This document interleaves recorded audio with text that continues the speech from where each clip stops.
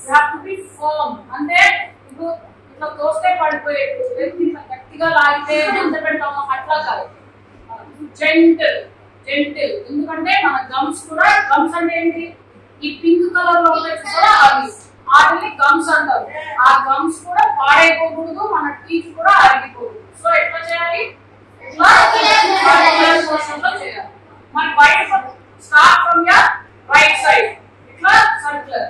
Next your front, next your left.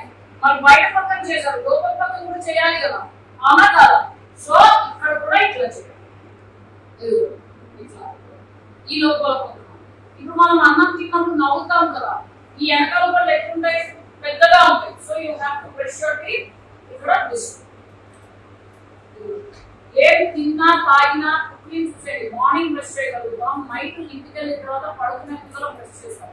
మరి మధ్యలో lunch చేస్తాం, స్నాక్స్ తింటాం, ఇవన్నీ తిన్నప్పుడు వాటర్ తాగుతారు కదా, తాగిన తర్వాత నోట్లో నీళ్ళు వేసుకొని బాగా క్లీన్ చేస్తాం. ఈ చిన్న చిన్న జాగ్రత్తలు తీసుకుంటే మీకు ఎటువంటి ప్రాబ్లమ్స్ అనేవి ఉండవు. అండ్ మీరు ఎవరికైనా ఏదైనా ఇబ్బంది ఉంటే ఒకసారి ఇమీడియట్ గా డెంటిస్ట్ దగ్గర చూపించండి.